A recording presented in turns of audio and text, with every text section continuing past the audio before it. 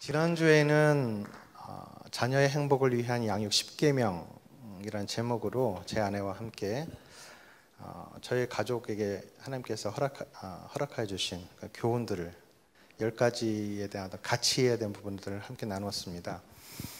근데 사실은 오늘 여러분과 나눌 이 메시지가 좀 더 핵심적입니다. 지난주에도 그 양육 10계명 이야기가 어떻게 나왔는지에 대해서 잠깐 설명을 드렸었는데요. 저희가 책 한 권을 내고 아내와 함께 강연을 시작을 하면서 교회 다니지 않는 분들, 일반인들 대상으로 먼저 강연을 시작하게 됐고 한 1년 정도, 한 100회 정도 이렇게 강연을 다녔던 것 같아요. 하나님 허락해 주셔서. 그래서 일반적인 언어로 어떻게 하나님께서 주신 그 교훈들을 나눌 수 있을 것인가 고민하다가 10가지 계명에 대한 부분을 이제 구상을 하고 나눴고요. 이 10가지 양육 10계명이 나오기까지의 가장 핵심적인 하나님께서 주신 두 가지 메시지가 있습니다. 이것은 저희 간증이기도 하기 때문에 일반 분들에게 얘기하면은 잘 이해가 되지 않는 내용들이긴 해요. 그래서 사실 이 교회에서 나눠야 될 중요한 메시지라고 저는 생각을 합니다. 저희 가족은 2008년도 5월에 몽골로 파송이 됐습니다. 그때 큰아이 나이가 초등학교 6학년, 딸아이가 초등학교 3학년 나이였고요. 2012년도에 TV를 통해서 악동뮤지션 이름으로 여러분 앞에 등장할 때 나이가 이제 고등학교 1학년 나이, 중학교 1학년 나이입니다. 그래서 아이들이 몽골에서 지낸 횟수는 그렇게 길진 않습니다. 예, 한 5년 차 정도 되는 시점에서 이제 한국에 나오게 되고 또 그렇게 지금까지 살게 되는데요. 저는 그 이후부터 이제 저 혼자 한국을 왔다 갔다 하면서 이제 사역을 했었고요. 근데 저희가 이 짧은 기간 내에 하나님께서 그 행하신 일들은 그 당시엔 참 이해하기가 어려운 것들을 가득했습니다. 저희가 몽골에 간 지 1년 만에 재정적인 위기를 만나고 사실 그것이 해결되어지기를 위해서 아이들과 함께 매일 아침마다 일어나서 가정 예배를 드리면서 기도를 했었는데 저희의 기대나 생각과는 다르게 하나님께서 응답하시지 않는 그런 시간들이었거든요. 힘든 시간들이었습니다. 그래서 그 홈스쿨이 뭔지도 모르고 시작했던 것, 학교에서 공부하던 시간표와 그 내용들을 가져다가 집에서 이제 공부하는 그 신용을 하게 한 거죠. 근데 그런 과정 안에서 지난주에도 제가 말씀드렸던 것 같습니다. 저희 부부가 아이들에게 공부에 대한 스트레스를 주지 말자고 아이들 낳고 키우면서 그렇게 다짐을 했음에도 불구하고 유일하게 아이들에게 공부에 대한 스트레스를 줬던 그 시기가 그 홈스쿨이라는 것을 했던 그 3년 동안의 시간이었습니다. 제대로 알지 못하고 했기 때문에. 그리고 그 홈스쿨 하는 기간 내내 제가 가졌던 그 마음 자체가 뭔가 아이들에게 공부를 시켜야 되겠다 이 관점이 아니라 다른 것이 아니라 아빠의 무능함 때문에, 가장의 무능함 때문에 아이들의 미래와 기회가 망쳐질 수도 있다는 그런 위기의식 가운데서 행했던 것이죠. 그래서 가족들에게는 아빠가 약한 것을 보이지 말아야 됐고, 그래서 준비되어 있고 뭔가 대안이 있는 아빠로서의 모습을 보여줘야 된다는 그런 생각이 컸던 것 같습니다. 그래서 정말 인터넷으로 무료로 구할 수 있는 컨텐츠를 구해다가 또 주변에 있는 선교사님들이 주신 어떤 좀 낡은 교과서들, 또 참고서들을 가져다가 직접 교과 구성을 하고 또 진도표를 만들어서 아이들을 공부를 시켰다고 했습니다. 그런데 그것이 그런 자격지심, 아빠의 무능함 때문에 아이들의 미래를 망칠 수도 있겠다라는 그런 위기의식 가운데 했기 때문에 아이들을 너무 힘들게 했죠. 아이들을 감독이 아니라 사실은 감시를 하면서 힘들게 했습니다. 그 시기를 저는 이렇게 표현을 합니다. 과도한 책임감이라고 얘기를 합니다. 저는 아이들과 함께 아침마다 기도를 하면서 저희 재정 문제를 해결해 주시고 또 저희 아이들이 다시 학교로 돌아갈 수 있기를 위해서 기도했고, 사실은 믿음도 있었어요. 확신이 있었습니다. 저희 어린 시절도 잠깐 말씀을 드렸었는데, 저는 중학교 10살 때 교회를 다니기 시작하고 고등학교 1학년 때 주님을 인격적으로 만나는 경험을 했어요. 그때 주님께 제 삶을 헌신했습니다. 주님의 일을 하는 사람으로 살아가겠습니다라고 헌신을 했어요.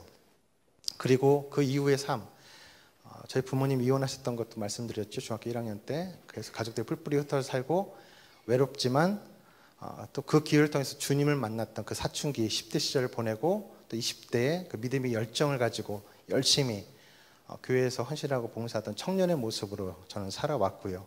그 이후에 기독교 출판사, 선교단체에서 일을 하면서 나름대로 제 생각과는 좀 다르지만 하나님의 일을 하는 사람으로서 제 삶을 그렇게 쭉 살려고 노력했던 것 같습니다. 그 과정 안에서 하나님이 제 삶을 돌보시고 제가 결혼을 하고 아이를 낳고 또 가정을 이루면서 살아가는 동안에 저희 가정을 돌보신 하나님을 저는 경험할 수 있었거든요. 저는 사역자로 오랫동안 살았기 때문에 부재중인 아빠인 경우가 참 많았습니다. 여느 한국의 아버지들처럼 아침 일찍 출근하고 또 밤늦게 퇴근하는, 그래서 저희 선교단체는 저녁 때 주로 모임이나 사역에 많았기 때문에 그 일을 다 마치고 정리하고 돌아가면 새벽에 돌아가는 때가 참 많았거든요. 아이들과 함께 보낼 수 있는 시간이 그렇게 많지 않았습니다. 그때 가끔 제 아이들과 가족들과 같이 식사를 하거나 대화를 하다 보면 그런 얘기를 했어요. 아이들이 또 엄마가 그런 얘기를 합니다. 하루는 우리가 고기를 먹고 싶어서 엄마 우리 고기 먹고 싶어요. 하나님 앞에 기도해 보자. 엄마가 그렇게 얘기를 했다는 거예요.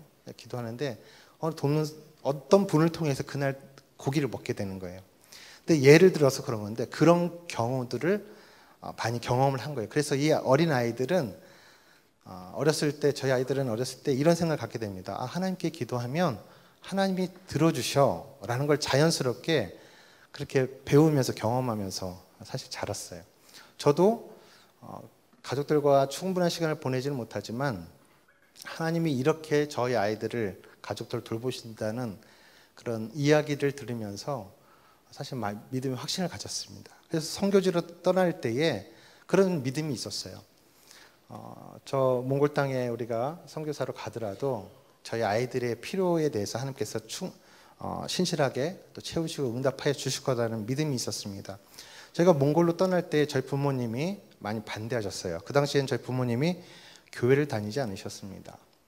그래서 제가 2003년도 가을에 몽골을 처음 친구와 함께 방문하게 됐다가 그곳에서 하나님의 콜링을 경험했습니다. 선교사로 부르시는 그것을 경험을 했었는데, 그걸 돌아오고 나서 가족들에게 이야기했을 때 다들 뭔 소리야 이런 분위기였어요. 저희 아내조차도 그랬고 저희 부모님은 매우 화를 내셨죠. 너는 네가 하고 싶은 일을 위해서 간다고 하지만 이 어린 아이들은 무슨 죄가 있냐, 거기 가서 학교도 못 다니고 또 밥도 굶고 그러면은 어떡할 거냐라고 이게 매우 걱정스럽게 얘기를 하시는 거죠. 그때 제가 확신이 있었기 때문에 말씀을 드렸어요. 하지만 이분들이 교회를 다니지 않기 때문에 이렇게 설명을 했습니다. 아버지 어머니, 제가 만약에 몽골에 가서 아이들을 학교를 보내지 못하거나 굶게 한다면, 제대로 먹이지 못한다고 한다면 저도 양심이 있습니다. 책임감이 있습니다. 제가 선교를 접고 한국에 돌아와서 택시 운전이라도 해서 아이들을 먹여 살리겠습니다. 가족들을 부양하겠습니다. 그럴 만한 책임감은 있으니까 저를 좀 믿어주세요 라고 얘기를 했어요. 그러나 그 이야기를 했지만 당장 떠날 수가 없었습니다. 결국은 한 5년 정도 선교단체에 위탁해서 또 사역하고 훈련받으면서 그 선교사로 나가는 기간을 선교사로 나가기 위해서 훈련하는 기간을 갖게 됐습니다. 그때는 그렇게 생각하지 못했어요. 지나고 보니까 그랬습니다.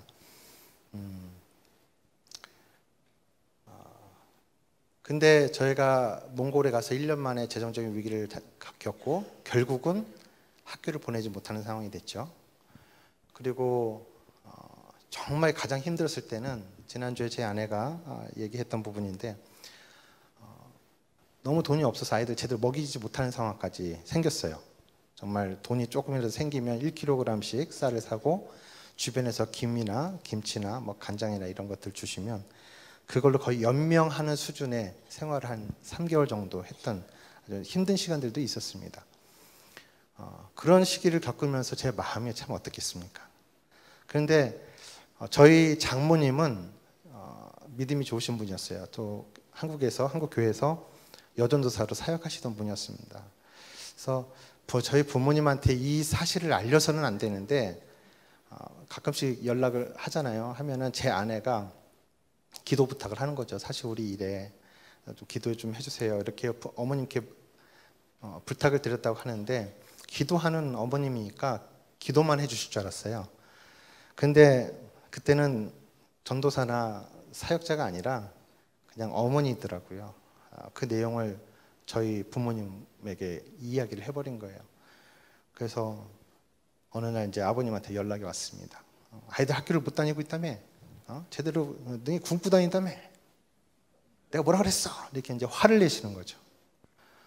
제가 그 전화를 받고 너무 뭐랄까 화가 나고 마음이 너무 아팠습니다. 그래서 진짜 바닥을 대구대구 구르면서 울고 하나님에 대해서 하나님께 원망을 했던 것 같아요. 저는 이렇게 기도를 했습니다. 하나님 앞에 원망하면서 하나님, 저는 지금까지 하나님을 신뢰했습니다. 하나님 그렇게 인도해 오셨고 전 주님을 경험으로 주님을 알고 고백해 왔기 때문에 그래서 한국에서도 저희 아이들 얼마나 돌보셨는지 아이들의 필요에 대해서 정말 소소하지만 그 필요를 주님 앞에 기도했을 때 하나님이 채워주신 것들을 제가 듣고 알고 있기 때문에 전 그런 믿음이 있었어요. 그런데 정작 이 선교지에 와서는 하나님 왜 이렇게 저희들의 기도에 대해서 침묵하시는 거죠? 라는 이제 원망의 기도를 하는 겁니다. 더 이렇게 얘기했어요. 저는요 지금까지 제가 하나님 앞에 헌신하면서 하나님 나라와 하나님의 의의 편에 있었다고 저는 그렇게 확신했습니다. 그렇기 때문에 제가 선교제까지 온 거 아니에요. 하나님 불러주셨고 제가 그거를 억지로 온 게 아니라 뭐 자원하고 정말 소원하면서 여기까지 온 거잖아요. 전 주님 편에 있었어요. 그런데 왜 주님은 저희 편에 계시지 않는 거죠? 저희 아이들이 무슨 죄가 있나요? 사실 아내나 저는 하나님 앞에 뭐 더 좋은 거 안 주셔도 괜찮다고 생각을 했어요. 저희 부부는 저희가 헌신했기 때문에 선택했기 때문에. 그런데 저희 아이들은 그렇지 않잖아요. 왜 저희 아이들의 그 필요에 대해서 하나님 그렇게 침묵하시는 거죠? 원망하는 거예요. 하나님에 대한 원망과 분노가 막 쌓이기 시작했어요. 한 1년 정도 홈스쿨 선택하고 한 1년 정도는 그럴 수 있다고 생각을 했습니다. 그래서 한 1년 정도 후면은 하나님이 분명히 응답해 주실 거야. 근데 그렇지 않았죠. 또 1년이 또 지나고 또 1년이 지나고 한 3년 정도 더 지나는 가운데 제 마음은 하나님에 대한 그 원망이 가득해서 너무 힘든 시간들이 됐어요. 그런데 그 상황에서도 포기할 수 없었던 게 무엇인지 아십니까? 가정예배였어요. 가정예배. 몽골은 1년 중에 한 6, 7개월이 한국의 기온을 기준으로 아주 추운 겨울이라고 말씀을 드렸잖아요. 그래서 집이 매우 중요합니다. 밖에 나가면 살 수가 없는 거잖아요. 생존을 위해서라도 집 안에 있어야 돼요. 난방에 대한 집이 필요한 거죠. 그러니까 거기에서는 최소한의 그런 생존을 위해서 집이 필요하고 또 먹을 게 필요한 그런 재정 정도가 필요한데 그것조차도 하나님께서 응답해 주지 않는 것처럼 여겨지는 거죠. 너무 힘든 시간들이었어요. 그 당시에는. 그런데 저희 아이들과 아내가 저한테 이렇게 얘기하면서 위로했습니다. 괜찮아. 이럴 수도 있어. 또 아이들이 이렇게 얘기를 해요. 저희 그냥 홈스쿨 해도 괜찮아요. 홈스쿨 재밌어요. 하하하하. 근데 진심이 아니라는 걸 제가 알죠. 아빠가 너무 힘들어하고 고통스러워하니까 위로차 그렇게 아이들이 했는데 저는 전혀 위로가 되지 않았어요. 왜요? 제가 믿는 그 하나님이 여전히 침묵하고 계시기 때문에. 근데 더 약 오르는 건 뭐냐면요. 어쨌든 선교사로 갔지 않습니까? 현지인 교회도 섬기고 또 현지인 청년들 대상으로 사역도 했었는데 제가 이제 예배에서 설교도 하고 예배 인도도 하고 설교도 하고 청년들을 양육하고 그런 일을 했는데 어쨌든 사역하는 현장에 갔을 때는 하나님을 드러내야 되잖아요. 막 하나님 앞에 화가 난 상태에서 말씀을 준비해도 말씀이 들어오지 않는 상황. 그래도 어떻게 구역구역 설교를 준비해서 이제 가요. 예배 현장에 딱 도착하면은 몽골 청년들이 너무 뜨겁게 찬양하고 사모하면서 예배를 하고 있는 거예요. 제가 자신이 너무 미안한 거예요. 부끄러운 게 아니라 미안한 거예요. 이들에게 설교를 해야 되는데 내가 이런 마음으로 어떻게 설교를 할까? 그래서 그 자리에서는 무릎을 꿇고 기도했어요. 하나님, 저는 여전히 하나님 앞에 화가 나 있습니다. 하나님 음성이 제 들리지 않아요. 그런데 이 친구들에게, 이 청년들에게 하나님의 말씀을 전해야 되고 이렇게 하나님 은혜를 사모하면서 예배하고 있는 청년들에게 말씀을 전해야 되는데 하나님, 저 말고요, 이 청년들을 불쌍히 여겨주세요 라고 기도했어요. 그래서 하나님께서 제 입술 통해서 마른 막다기와 같은 제 영혼이지만 제 입술을 통해서 저들에게 하나님 하실 말씀을 해주세요 라고 하고 이제 설교하기 위해서 섰는데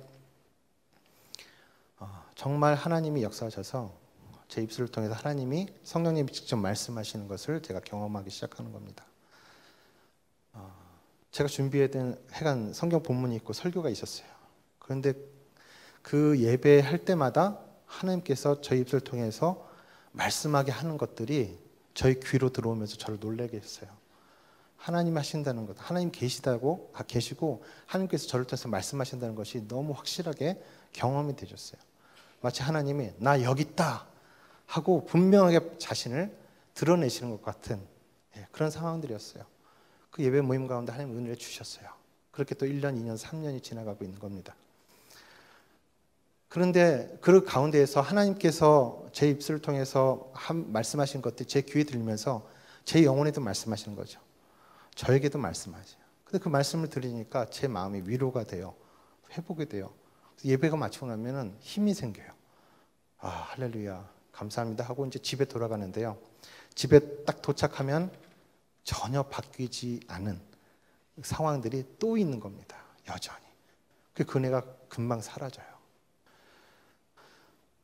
제가 하나님의 일을, 그 사역을 할 때는 분명히 하나님의 존재감을 드러내 주시는데 왜 우리 가정의 필요에 대해서, 그 기도에 대해서는 정말 아무 말씀도 안 하시는 것 같아요.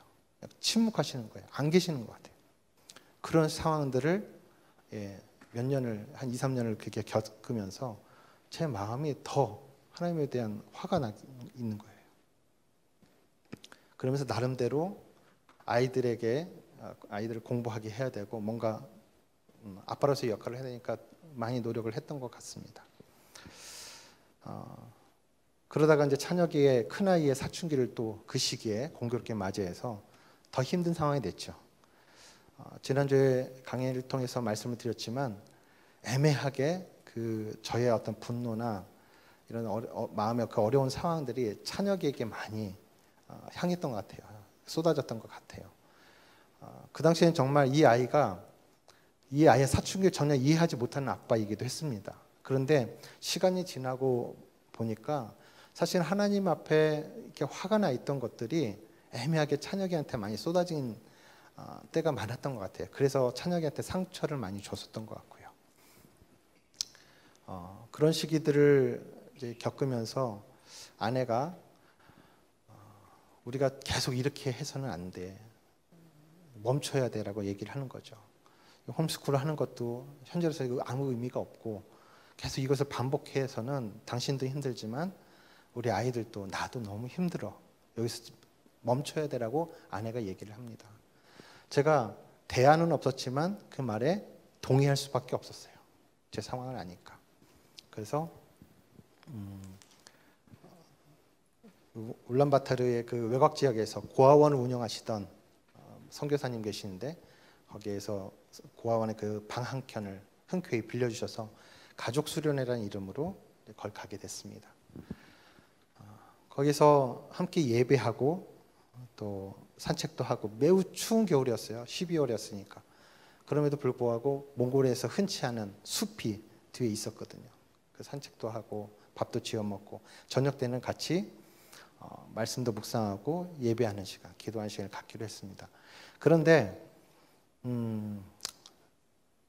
가장이니까 그 일을 제가 주도해서 해야 되잖아요. 결정을 해야 되잖아요. 결정까지는 했는데 그래서 예배하기로 하고 이렇게 모여 있는데 정작 저는 예배가 안 되는 거예요. 기타를 치면서 찬양을 인도하는데 찬양이 나오지 않고 말씀을 묵상하자고 얘기는 했는데 저 자신은 말씀 묵상이 되지 않고 기도하자고 했는데 기도가 나오지 않아요.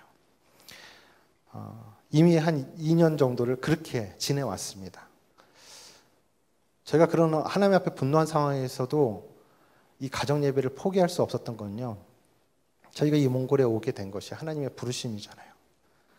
하나님의 저를 구원해 주신 것과 저의 아버지가 되신 것에 대한 그 감격으로 인해 제 삶을 드리기로 헌신했잖아요. 저는 제 인생 가운데서 하나님을 떼어서는 제 삶을 생각할 수 없는 사람이었어요. 이미. 그래서 선교지에 와서 하나님 앞에 대한 분노가 있지만 하나님 앞에 예배조차 하지 않으면, 이 가정 예배조차 하지 않으면 정말 죽을 것 같았습니다. 정말 죽을 것 같았어요. 그 외지에서 우리 가족을, 아내와 아이들을 죽게 할 것 같았어요. 그래서 그 예배만큼은 포기할 수가 없었습니다.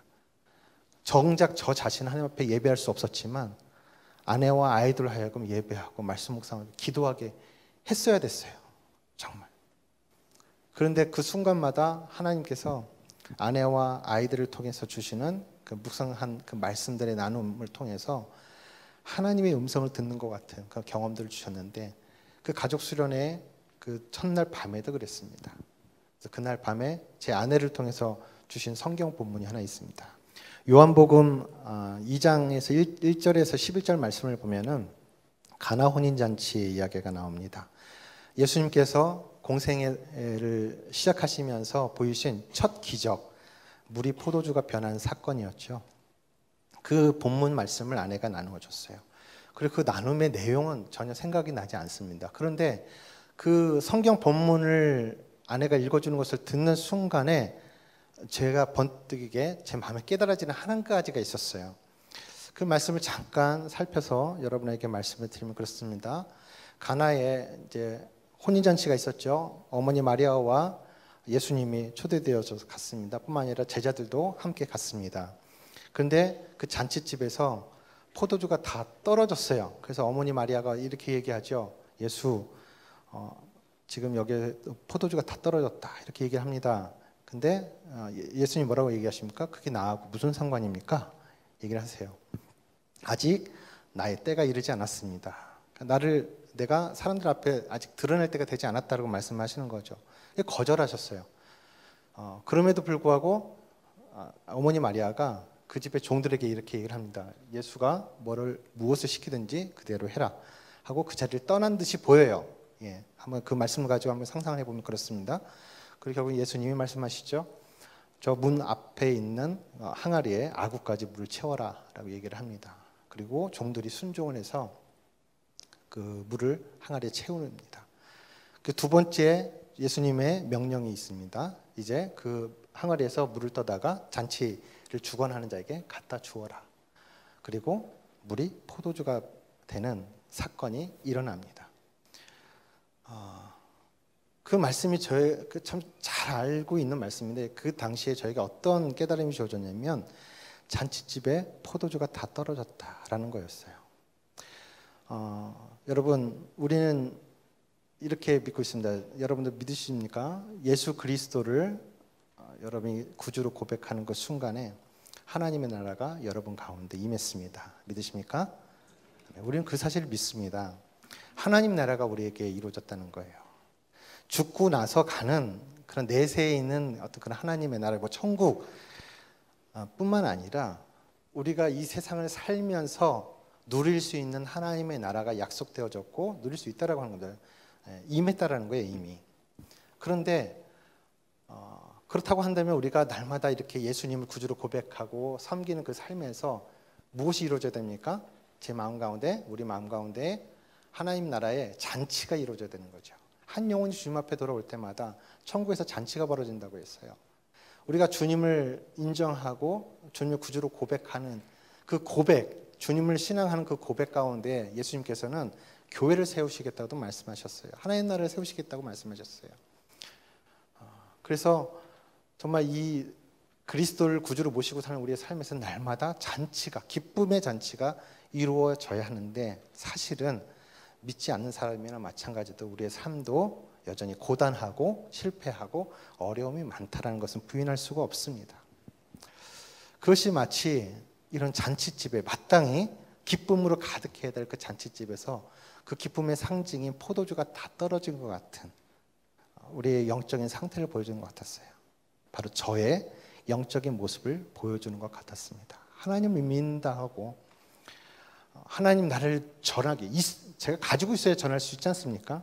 예, 하나님 나를 소유한 사람이라고 저는 그렇게 믿고 그렇게 살아왔는데 제 마음에 기쁨이 사라졌어요. 하나님께서 함께 하시는 그 증거가 사라진 거예요. 포도주가 다 떨어진 때를 맞이한 것입니다. 그러면서 중요한 것은 이 포도주가 그 상태, 떨어진 상태로 있는 것이 아니라 예수님이 함께 하셨기 때문에 물이 포도주가 변하여 그 잔치를 주관하는 자의 말에 따르면은 처음 내놓은 것보다 더 향기롭고 더 맛이 있는 포도주가 주어졌다고 하는 거죠. 회복되어졌다고 하는 것이죠. 그렇다면 그것을 내 삶에서도 주님의 나라에 대한 그런 기쁨이 회복되어지기 위해서 필요한 것이 무엇일까라고 그 말씀을 묵상하기 시작하면서 한 두어 달 정도 더 깊이 있게 그 말씀을 묵상했던 것 같아요. 그래서 이 말씀을 통해서 깨달은 것은 두 가지였습니다. 첫 번째는 어머니 마리아예요. 세 가지로 말씀드릴 수 있겠네요. 첫 번째는 그곳에 누가 계셨어요? 예수님. 예수님이 계셨기 때문에 그 기적이 가능했던 거죠. 두 번째는 어머니 마리아의 기도, 청원이 있었다는 거예요. 사실은 어머니 마리아가 부탁을 했지만 예수님은 거절했습니다. 아직 내 때가 이르지 않았기 때문에 저와는 상관이 없습니다 라고 거절하셨음에도 불구하고 예수님으로 하여금 일하게끔 만들었던 것은 무엇입니까? 그 기도를 한, 청원을 한 이가 다름 아닌 자신의 어머니였기 때문입니다. 가장 그 누구보다도 가장 친밀한 관계에 있었던 그 어머니 마리아가 부탁한 것이었기 때문이죠. 그래서 그 포도주가 회복되어지는 비결 첫 번째 예수님이 함께 계시는 것을 우리가 믿는 것이고, 두 번째는 예수님과 주님과의 그 친밀한 관계가 이 포도주를 회복한다는 것입니다. 세 번째는요, 종들의 순종이었어요. 그런데 말씀을 보니까 종들의 순종이 두 번에 걸쳐서 일어납니다. 첫 번째는 항아리 아구까지 물을 채워라라는 그 말씀에 대해서 순종해서 아구까지 채워요. 상상을 해봤습니다. 비록 그 집의 종들이지만 저 좀 떨어져 있는 우물까지 가서 그 물을 길어와야 되잖아요. 성경에서는 자세히 설명하고 있지 않습니다만 그들이 그 물을 길어오는 동안에 자기들끼리 무슨 얘기를 했을까요? 무슨 마음을 갖고 있었을까요? 무슨 생각을 했을까요? 아니 이것이 포도주가 떨어지는 이 상황과 무슨 상관이 있지? 라고 생각하지 않겠습니까? 에이, 우리는 그냥 종들이야. 그냥 하라면 하는 거야. 그렇게 자신의 신분에 맞게끔 순종하는 일을 했어요. 그 첫 번째 순종을 사실은 완벽하게 했습니다. 왜요? 항아리가 거의 넘칠 정도로 아구까지 꽉 채웠다고 했어요. 완벽한 순종인 것처럼 보였습니다. 그런데 사실은 그 가운데에서 기적은 일어나지 않았어요. 포도주가 되지 않았어요. 포도주 문제가 해결되지 않았다는 겁니다. 포도주 문제는 어디서 해결이 됐습니까? 두 번째 예수님의 명령에 대한 순종에서 이루어졌습니다. 예수님이 말씀하셔요. 자, 잔에다가 물을 떠다가 잔치를 주관한 자에게 갖다 주어라. 이것은 첫 번째와는 다른 차원의 것이었습니다. 첫 번째는 내가 이해되지 않아도 여전히 내 생각과 달라도 내가 종이니까 내가 해야지, 뭐 주인이 하라는 대로 해야지, 권위자가 하라는 대로 해야지 해서 했던 1차적인 순종이었는데, 두 번째는 좀 다른 것이었어요. 종들은 너무 잘 알고 있죠. 이것이 무엇을 위해서 있는 그 항아리의 물인지. 그 항아리는 유대인의 그 정결 의식을 따라서 놓은 항아리라고 했어요. 이스라엘은 먼지가 많은 곳이기 때문에 집안에 들어올 때 이제 그 정결함을 위해서 손을 씻고 또 발을 씻는 문화가 있었죠. 그것을 위해서 구비된 항아리였습니다. 먹는 물이라기보다는 씻는 물이었던 거죠. 근데 그 물을 떠다가 잔치장에 갖다 주라는 거예요. 어쨌든 그 잔치의 최고 권위자로 위임받은 그 사람에게 갖다 주어라. 했습니다. 그 권위자가 명령하지 않았는데, 요구하지 않았는데 그 물을 떠다 갖다 줘야 되는 거예요. 이게 종들이 어떻게 했을까요? 야, 이거 어떻게 해야 돼? 야, 네가 해봐. 네가 해봐. 서로 미루지 않았겠습니까? 그 많은 종들 가운데 어느 한 사람의 헌신이 가능했기 때문에 누군가 그 선택을 했을 겁니다. 그래서 잔을 들고 가는 동안에 그 사람 또 어땠을까요? 그 마음이 얼마나 두렵고 떨렸겠습니까? 잔치장이 이거 왜 가져왔는데 왜 시키지도 않은 일을 했어? 이렇게 얘기할 수도 있는 거잖아요. 많이 두려웠을 것입니다. 이것을 통해서 자기가 희생될 수도 있다, 손해볼 수 있다라는 생각이 충분히 가능한 지경이었어요. 근데 그 한 사람의 그 종의 순종을 통해서 이 컵에 물을 담아서 잔치장에 가져가는 그런 상황이 연출이 됩니다. 그런데 여러분에게 한번 여쭤볼게요. 과연 이 물이 포도주로 변한 시점은 언제일까요? 객관식입니다. 첫 번째, 종들이 항아리에다 물을 부어 놓았을 때 이미 포도주가 되었다. 두 번째, 한 종이 대단한 결심을 하고 컵에다가 물을 떴을 때 변했을 것이다. 세 번째, 이 물을 떠서 가져가는 도중에 변했을 것이다. 네 번째, 이 잔이 잔치장의 손에 건네졌을 때에 변했을 것이다. 몇 번일까요? 4번이요? 예. 성경에 나와 있지 않기 때문에 정답은 없습니다만, 저는 성경의 다른 사건을 기억하면서 저도 4번이라고 생각을 합니다. 아브라함이 100세 낳은 아들 이삭을 하나님께 바쳐라는 명령을 받게 돼요. 정말 뭘까요? 상식적이지 않은 그런 상황에 처합니다. 사실 하나님은 아브라함의 자손을 통해서 하나님의 백성을 이루겠다고 약속을 하세요. 너의 자손이 저 바다의 모래알처럼 또 저 별들처럼 수없이 많아지게 될 것이다, 번성하게 될 것이라는 약속을 주세요. 네가 낳은 아들을 통해서. 그런데 어느 날 갑자기 내 아들을 나에게 바쳐라라고 얘기를 하는 거예요. 그때 그 바쳐라라는 거는 이미 그 이방인들이 했던 그 제사 가운데 인신제사를 의미하기도 했어요. 그 의미를 알았죠, 아브라함은. 성경에서는 많이 그에 대해서 내용이 생략되어 있습니다. 과정이 생략되어 있지만 아브라함의 선택은 이삭을 데리고 모리아산에서 하나님께 이 아이들을 바치기를 결정하고 실제 그 행위를 합니다. 예. 아들을 마지막에 결박하고 칼로 힘껏 내리치려고 할 때에 하나님의 음성이 들리죠. 아브라함아, 멈춰라. 다급한 목소리로 멈춰라. 내가 이제야 네가 나를 경외하는 줄을 알았다. 그리고 어린 양 한 마리를 예배해 두셔서 이삭을 대신한 제사를 드리게 하죠. 그래서 여호와의 이레라는 그런 말씀, 내용이 나옵니다. 근데 생략이 되어 있지만 과연 아브라함의 마음이 쉽게 그 일들을 결정할 수 있었을까요? 아이를 데리고 가는 과정 가운데 그 마음이 아무렇지도 않았을까요? 아들이 이렇게 얘기를 합니다. 아버지, 그 제사를 하기 위한 땔감도 있고 모든 것이 다 준비되어 있는데 재물이 없네요. 이렇게 물어봤을 때 아브라함이 어떤 마음이었겠을까요? 하나님이 예비해 두셨어 라고 얘기를 했지만 그 마음이 얼마나 힘들었겠습니까? 그런데 그가 주저하지 않고 의심하지 않고 이삭을 바치기로 결정하고 실제로 그 행위를 할 때에 하나님이 그 이삭의 희생을 막으시면서도 아브라함이 하나님을 경외하는 줄을, 존중하는 줄을 알았다라고 말씀하셨을 때 퀘스천이 있습니다. 그렇다고 한다면 하나님은 그전에는 모르셨던 것일까? 아브라함이 진정으로 하나님을 경외하고 신앙하는 것을 하나님이 모르셨을까? 그래서 이 테스트를 하셔야만 했을까? 여러분 어떻게 생각하십니까? 이 시험은 누구를 위한 시험일까요?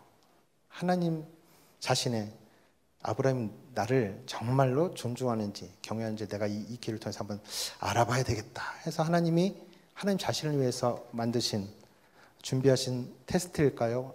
아니면은 아브라함을 위한 것일까요? 아브라함을 위한 것입니다. 우리는 믿지 않습니까? 하나님 모든 것을 아시는 분이에요. 우리 중심을 아시는 분이에요. 그분에겐 시험이 필요 없죠. 테스트가 필요 없습니다. 그 테스트는요, 하나님이 아니라 아브라함 자신을 위한 것이었어요.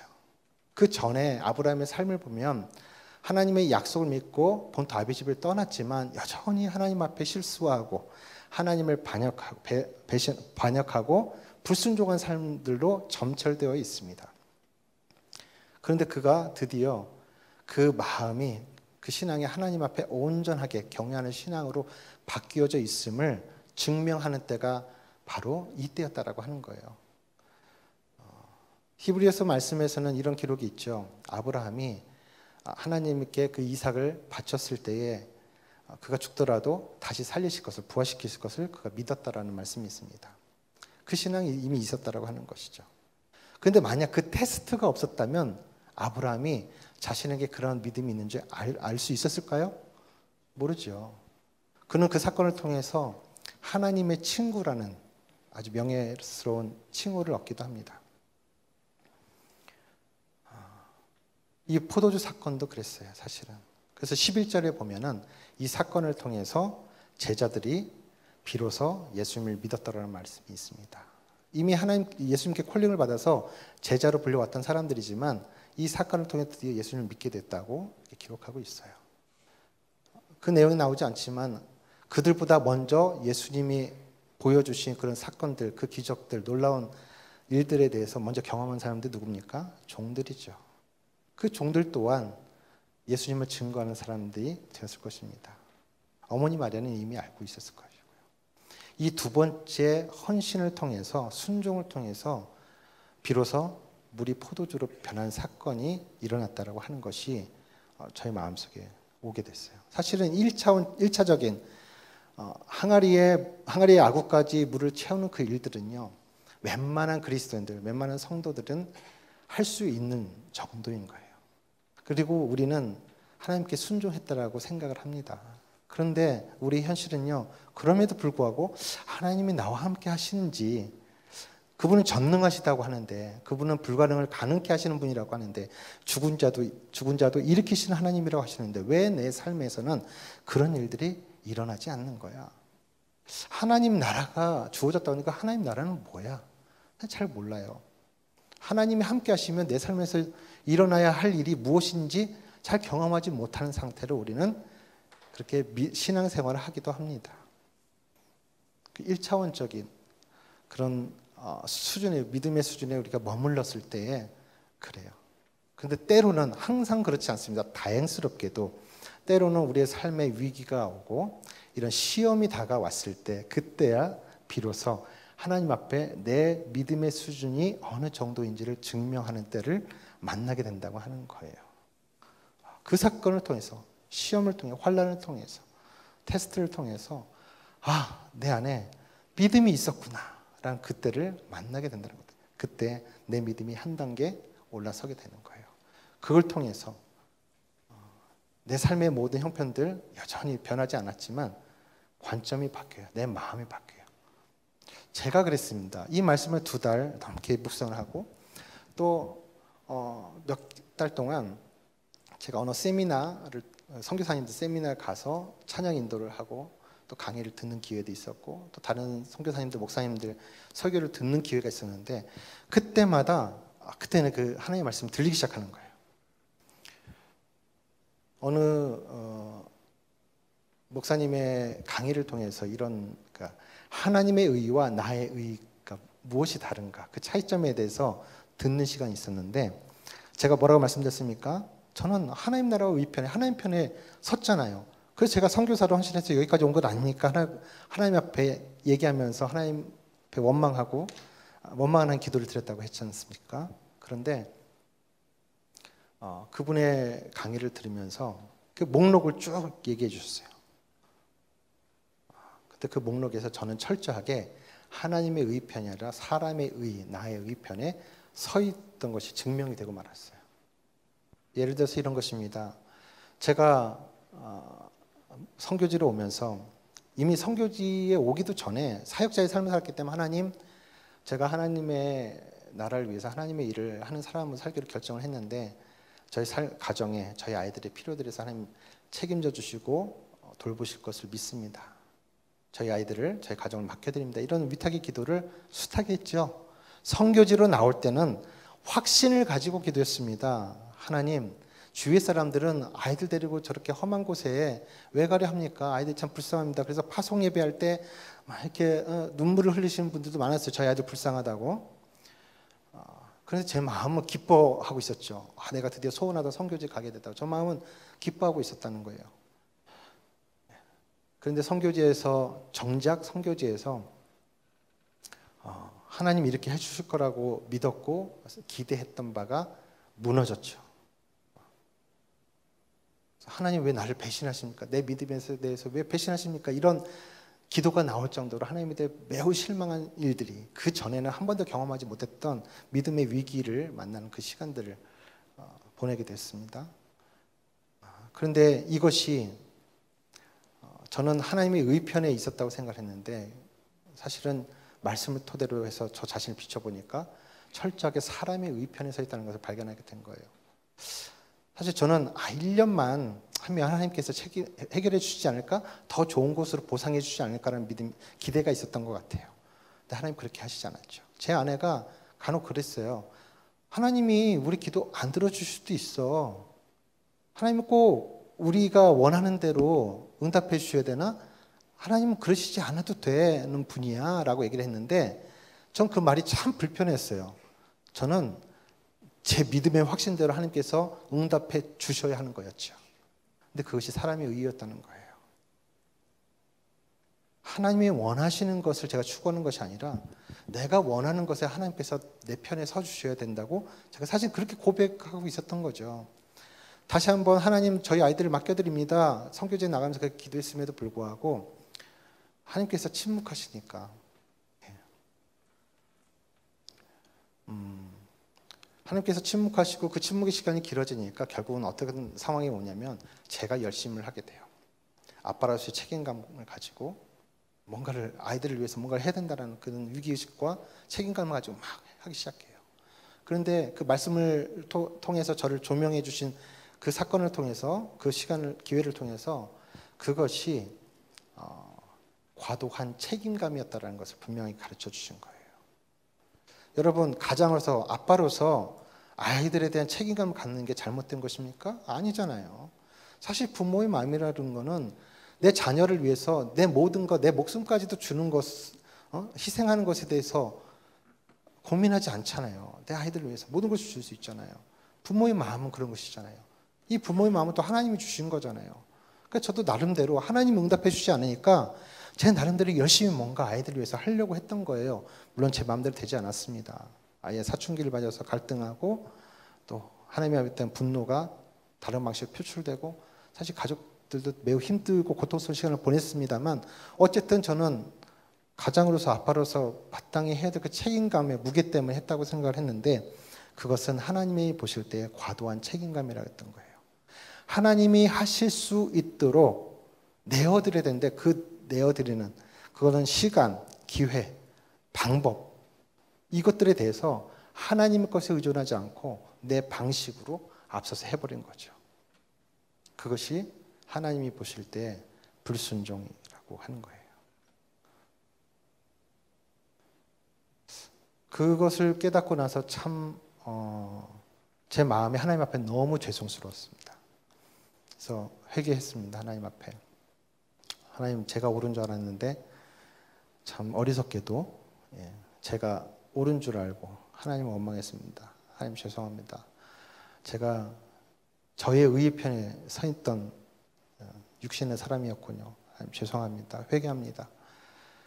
이렇게 얘기를 하고 또 가족들을 찾아갔어요. 가족들에게 가서 사실 이렇게 가정이 이렇게 어렵고 내가 분노한 원인이 사실 하나님이 우리 기도를 들으시지 않아서 또 한편에는 지난주에 잠깐 언급했지만 찬혁이 때문이라고 생각했어요. 이 사춘기를 맞은 이 찬혁이 때문에 가정 분위기가 너무 말이 아니게 됐었거든요. 너 때문이라고 생각했는데 사실은 아빠 때문이었다는 것을 깨닫게 됐다라고 해서 미안하다, 용서해달라고 용서를 구하게 된 것입니다. 그리고 가족들이 사랑으로 저를 용서를 받아주고 그래서 저희가 하나님 앞에 다시 한번 나가서 우리가 같이 예배하고 기도하자 얘기했어요. 하나님 앞에 예배하면서 이런 기도를 드렸습니다. 하나님, 다시 한번 저희 불신앙을 회개하고 다시 한번 하나님 앞에 우리 자신을, 우리 가정을 하나님 앞에 맡겨드립니다. 하나님께서 우리 가정의 주인이 되어주시고, 사실 숱하게 기도했던 내용인데 정말 진심을 담아서 다시 한번 기도를 드렸어요. 저희 아이 홈스쿨 보니까 하나님이 여전히 재정 문제를 해결해 주실 것 같지는 않아요. 그래서 홈스쿨은 계속 해야 될 것 같으니 하나님께서 이 홈스쿨에 교장 선생님이 되어주시고 운영자가 되어주실 뿐만 아니라 직접 저희 아이들을 가르치시는 선생님이 되어주세요라고 기도했습니다. 그리고 단도직입적으로 이렇게 질문했어요. 그렇다면 하나님은 우리 아이들에게 어떻게 무엇을 가르치시겠습니까? 라고 단도직입적으로 질문을 했습니다. 근데 참 신기하게도 제 마음에 지체하지 않으시고 하나님께서 제 마음에 주신 두 가지 교훈이 하나님께서 주셨어요. 그 두 가지 교훈을 오늘 여러분에게 나누려고 합니다. 지금 화면이 아까부터 띄어 있는데요. 첫 번째 교훈은 이것입니다. 한번 여러분 굵직한 내용만 여러분이 한 목소리 함께 읽어주시겠습니까? 시작.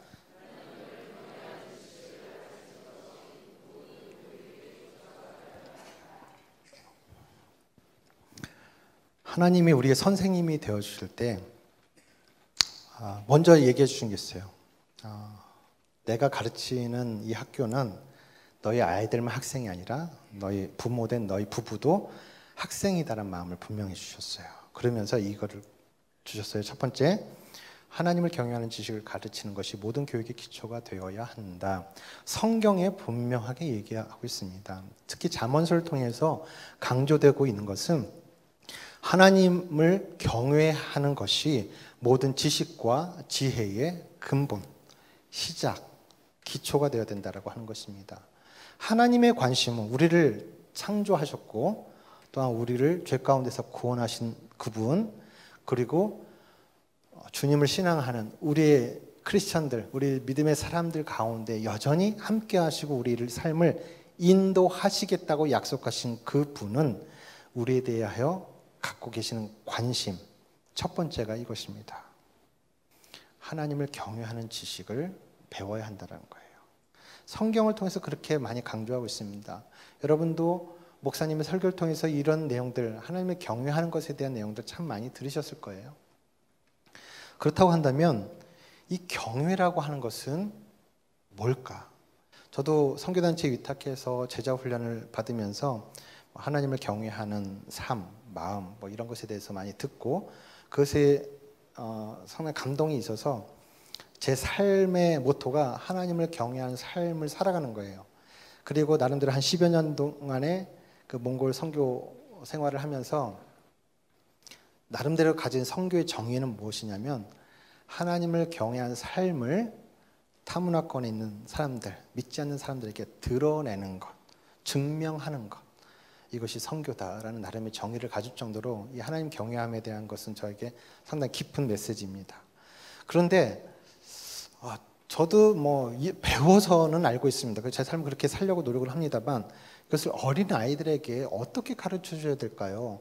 이 경외란 말 참 사실은 좀 어려운 말인데 어떻게 가르쳐 줄 수 있을까요? 라고 하나님께 물었을 때 두 가지 제가 경험한 사건을 떠올리게 해주셨어요.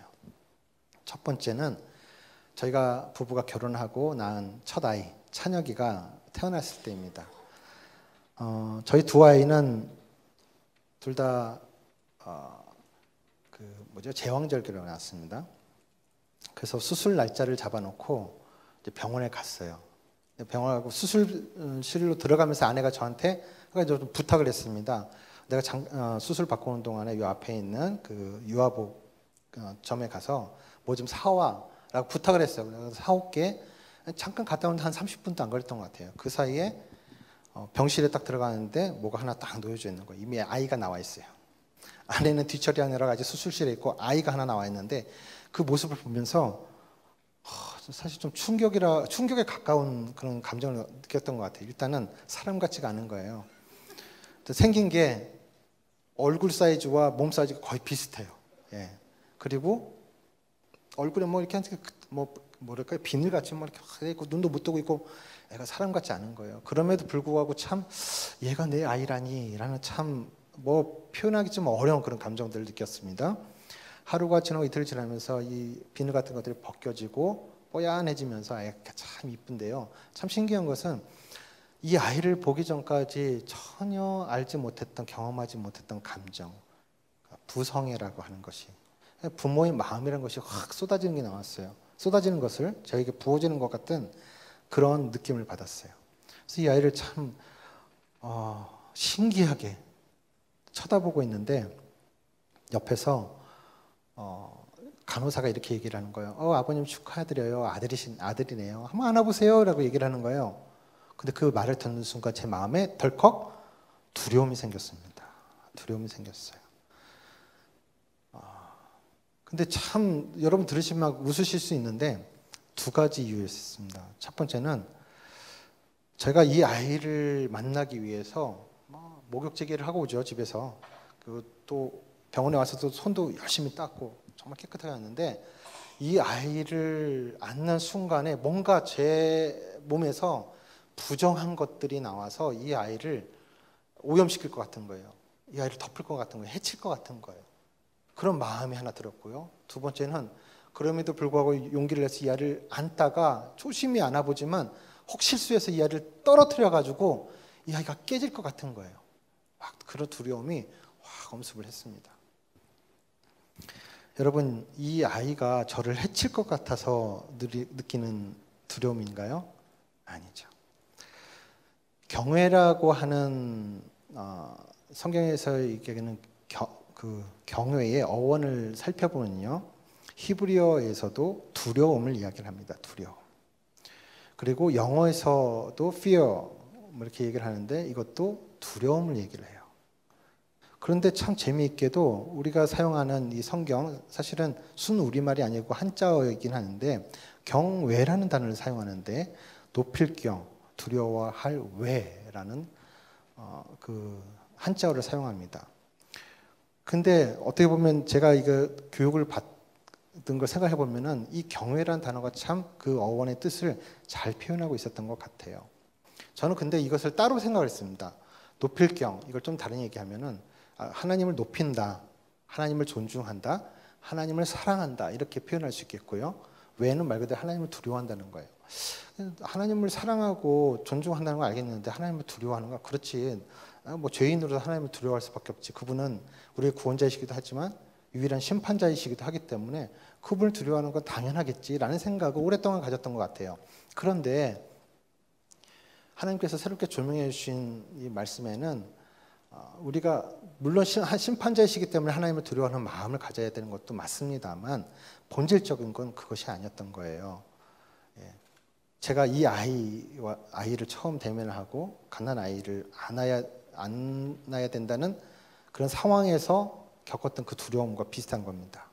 이 아이는요, 그간 제가 개인적으로 만나고 관계했던 사람들 중에서 가장 고귀한, 가장 순결한, 깨끗한, 거룩한 존재였어요. 그래서 저는 이 아이를 만지기 위해서, 안기 위해서 열심히 씻고 왔음에도 불구하고 그 앞에서 왠지 모를 저의 부정함을 깨닫게 되는 거예요. 부정함을 느끼게 되는 거예요. 뭔가 내가 실수해서 이 아이를 깨뜨릴까 봐 하는 그 두려움이 너무 강한 거예요. 이사야서 6장에 보면은 이사야 선지자가 그 당시에 정말 이스라엘의 개혁을 꿈꼈던 히스기야 왕과 매우 뭐랄까요, 개혁을 위한, 이스라엘 개혁을 위한 좋은 동역자였습니다. 근데 그가 죽었어요. 왕이 먼저 죽었습니다. 그래서 이사야가 그 슬퍼하는 마음, 낙심한 마음을 가지고 성전에 와 있습니다. 근데 그 성전에 나와 있는데 그가 환상을 보게 돼요. 성전 앞에 하나님의 임재가 펼쳐지는 거죠. 하나님의 발등상이 보이고 연기가 가득하고 스랍들, 천사들이 떠오르면서 거룩하다, 거룩하다 하는 그 하나님을 찬송하는 소리가 들리고요. 그때 이사야가 느꼈던 감정, 엄청난 두려움이었습니다. 그래서 그가 바짝 엎드려서 하는 말이 있었죠. 내가 부정한 입술을 가지고 하나님을 배웠으니 내가 곧 죽게 되었다. 이렇게 얘기를 합니다. 이사야는 정말 하나님의 사명을 받은 자로서 히스기야와 함께 하나님이 꿈꾸는 나라를 이루기 위해서 아주 열심을 냈던 훌륭한 사역자입니다. 근데 그가 성전에서 하나님의 임재와 그 영광을 경험하게 되면서, 환상으로 경험하게 되면서 느낀 감정은요, 두려움이었어요. 그리고 이전엔 깨닫지 못했던 자신의 부정함을 발견하게 됩니다. 특히 자신의 입을 발견하죠. 아마도 그는 하나님을 원망했던 것 같습니다. 불평했던 것 같습니다. 예. 왜 이 왕, 실질적으로 이 개혁에 상당히 영향을 끼칠 수밖에 없는 히스기야 왕을 왜 하나님께서 데려가셨을까? 죄송합니다. 히스기야가 아니고 우시야 왕이네요. 우시야 왕을 왜 데려가셨을까? 아마도 그 입술로 하나님 앞에 범죄하지 않았을까 생각됩니다. 근데 그걸 인식하지 못했습니다. 하나님의 영광을 보게 되면서 자신의 부정함을 떠올리게 되는 거예요. 천사들 중에 하나가 와서 단에서 숯불을 가져다가 그 입술에 대어 정결케 하죠. 그리고 그가 다시 한번 하나님 앞에 헌신하게 됩니다.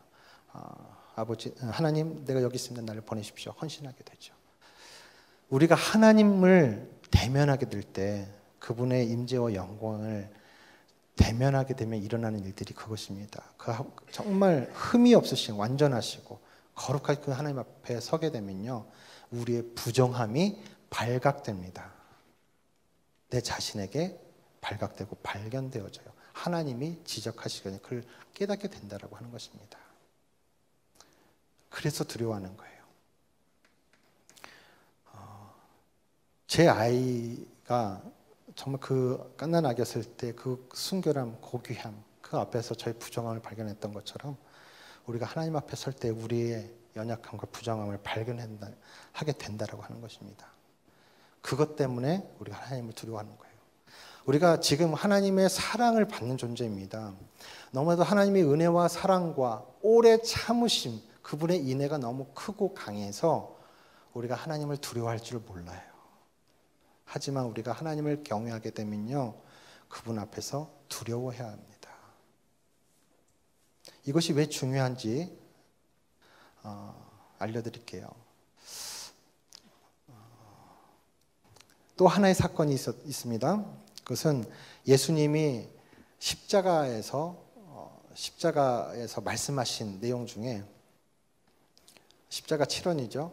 가상 7원인데 아버지여 아버지여 나를 어찌하여 버리십니까? 라는 내용이 있어요. 엘리 엘리 라마 사박다니 라는 내용이 있습니다.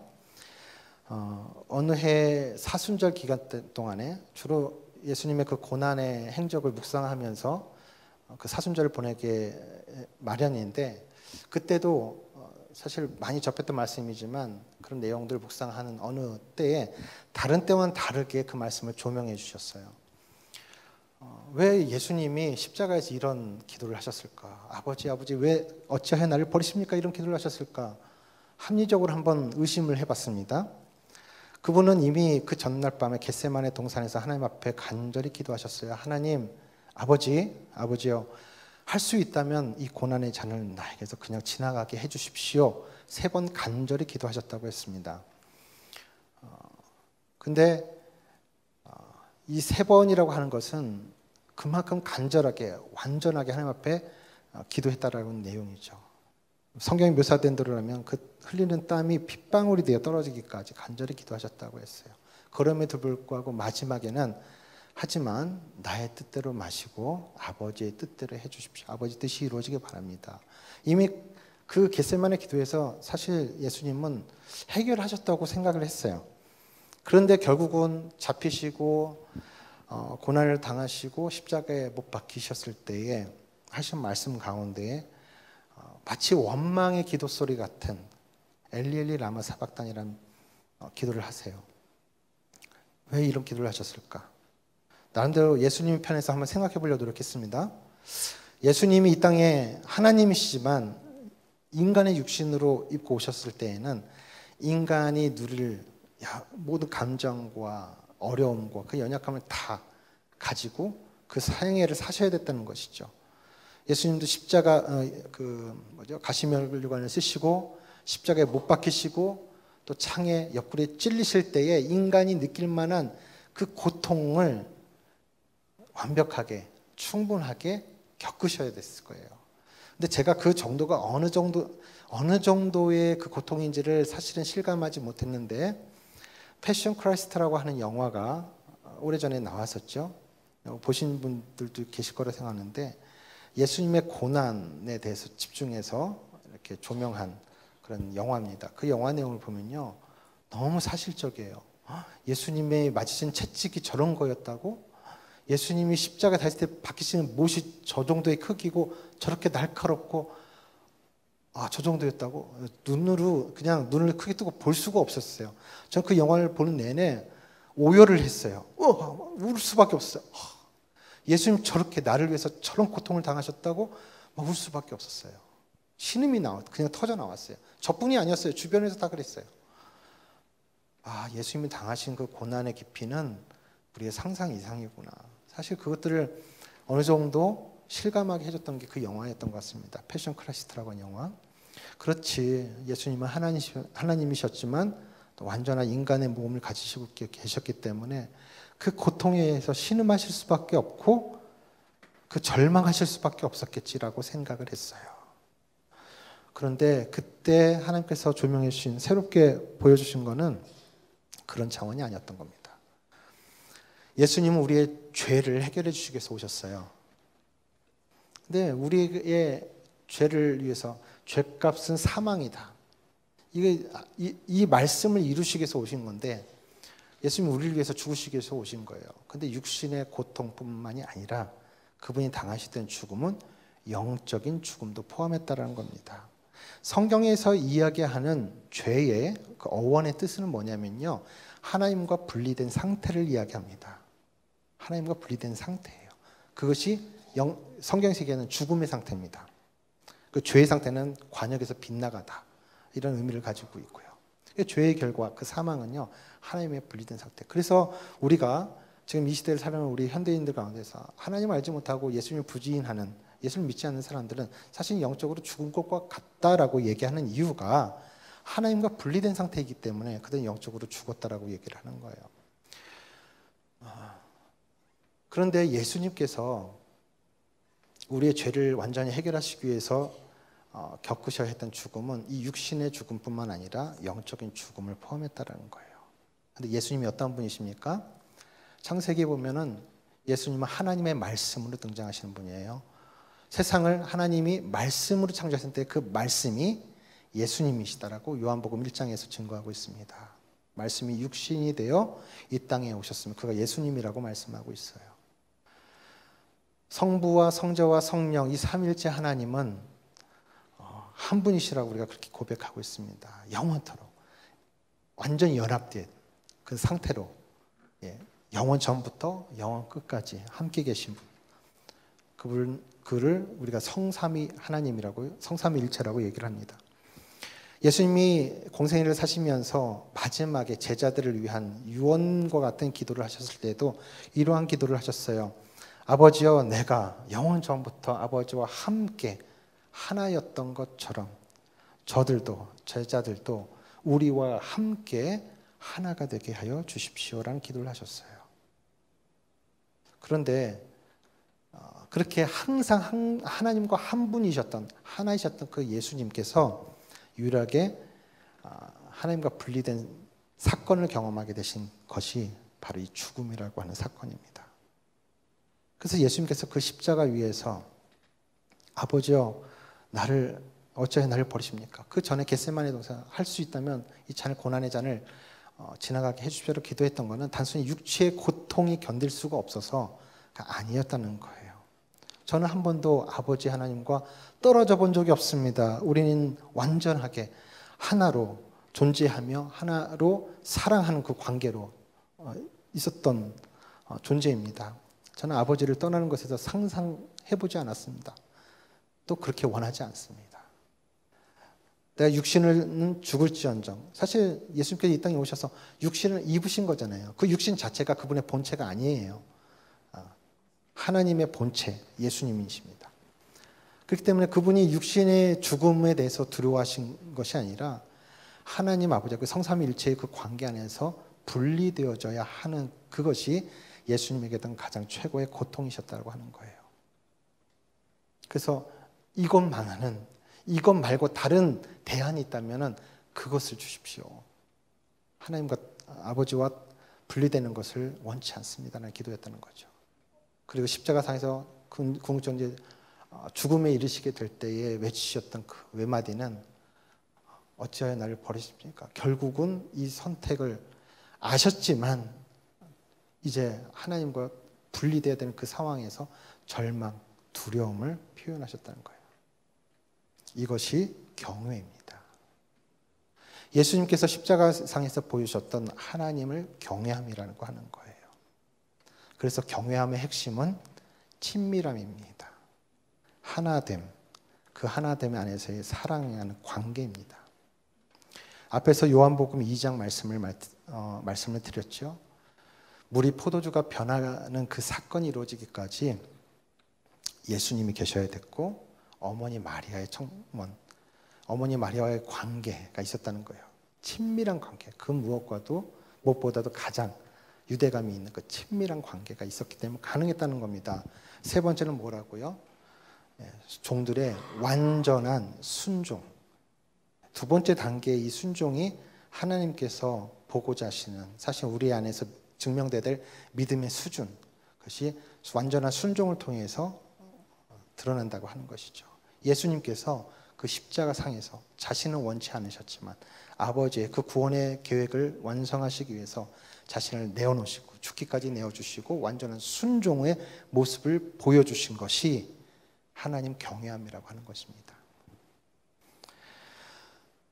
하나님을 경외하는 지식을 배워야 하는 것, 또 가르쳐야 되는 것은 바로 이것을 배우는 것입니다. 우리가 하나님을 왜 두려워해야 될까요? 하나님 내 죄에 대해서 심판하시는 분이기 때문에 1차원적인 것입니다.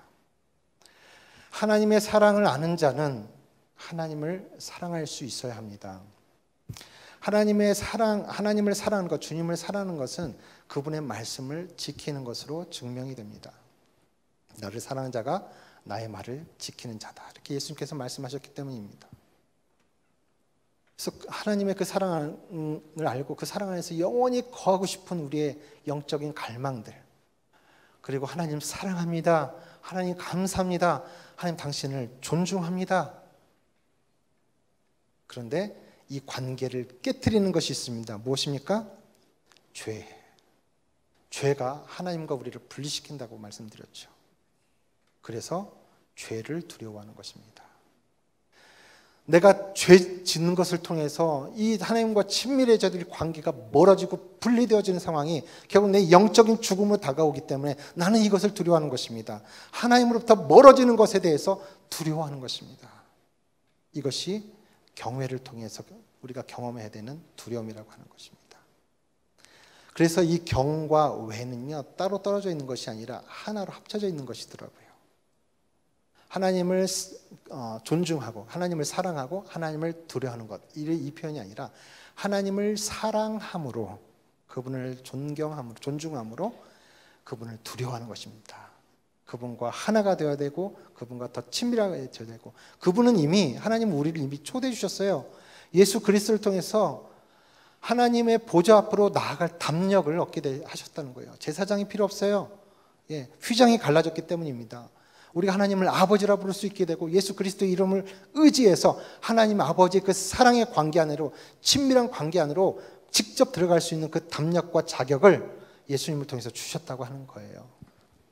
이것으로부터 멀어지지 않기 위해서, 이 자격을 상실하지 않기 위해서 주님, 여전히 나는 실패하고 실수하는 연약한 존재이지만 주님, 나를 떠나지 마시옵소서. 주님, 나를 영접해 주십시오. 주님과 함께 살고 싶습니다. 나의 연약함을 고쳐주십시오. 내가 죄를 미워합니다. 내가 또 연약해서 또 죄를 지었지만 하나님, 이 죄를 내가 미워합니다.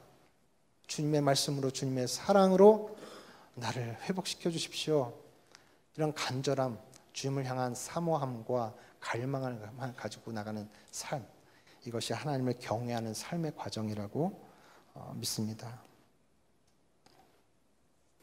두 번째 교훈입니다. 페이지 넘겨주시겠습니까? 제가 넘겼다는. 예. 한번 큰 글씨 읽어주시기 바랍니다. 시작.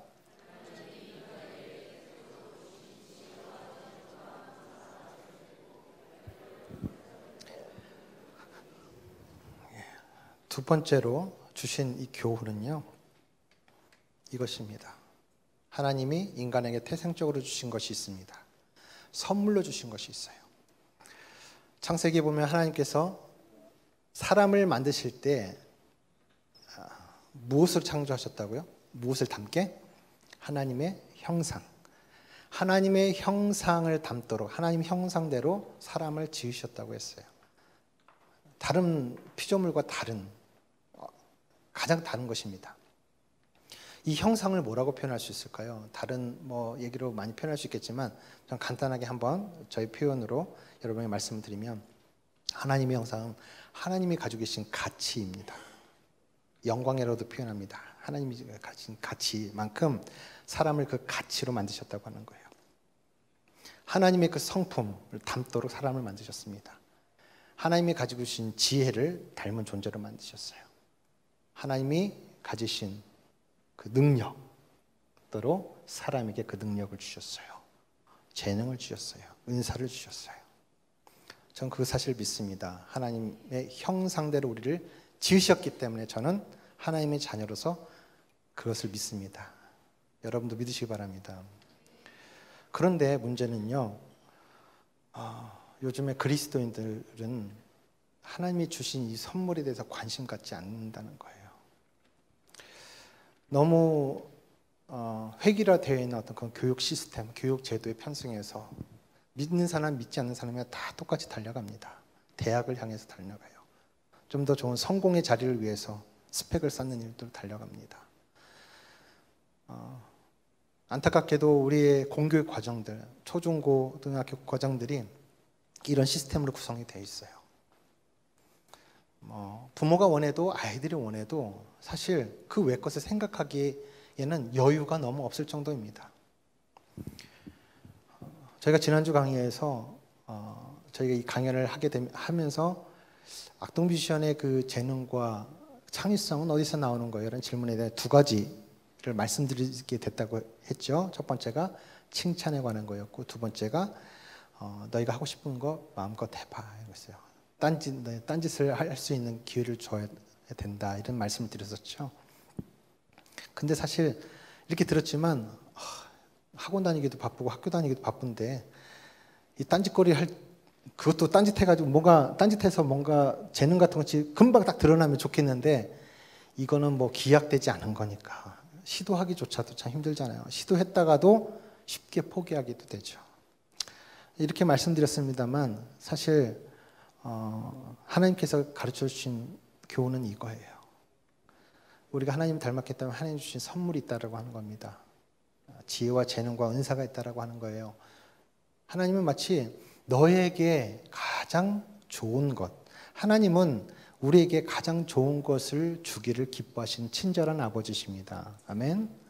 예, 제가 외롭고 좀 힘들어 보였던 그 사춘기를 지나는 데 있어서 가장 위로가 된 말씀, 저에게 제가 붙잡은 말씀이 이거예요. 하나님이 어떤 분이신가? 나에게 가장 좋은 것을 가장 좋은 때에 주기를 기뻐하시고 그렇게 예비하신, 준비하신 분이라는 거예요. 친절한 아버지시라는 거예요. 네, 우리에게 주셨어요. 가장 좋은 것을 이미 주셨다는 거예요.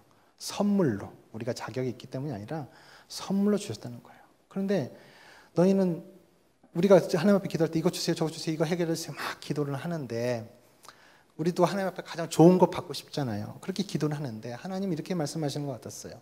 너에게 가장 좋은 건, 너에게 가장 필요한 건 내가 너에게 이미 주었다. 네 앞에 선물꾸러미 내가 예쁘게 포장해서 갖다 놨어. 너희가 그것을 만지고 뚜껑을 열고 그 안에 있는 것을 들여다보고 그것을 가지고 취하고 너희 것으로 삼아라. 그것을 즐겨라, 누려라. 너희 것이다 말씀하시는 거죠. 그런데 우리는 그것에 대한 관심이 없어요. 사실은 우리가 원하는 것이 그 안에 포함되어 있을 수도 있는데 정작 이것에 대한 것이 아니라 지금 나에게 필요한 것에 대해서 구하는 거예요. 눈에 보이는 것을 구하는 거예요. 내 육신의 마음이 소원하는 데를 구하는 것이죠. 그것이 나에게 좋은 것이 될지 나쁜 것이 될지 우리는 판단하지 못합니다. 우리에게 지금 필요하고 가장 좋게 여기긴 하지만 하나님이 보시는 관점에서는 다를 수가 있어요. 어찌하든 하나님에게 주신 이 선물들을 하나님께서 가지신 관심 그런 거예요. 내가 준 선물에 대해 관심을 가져라는 거예요.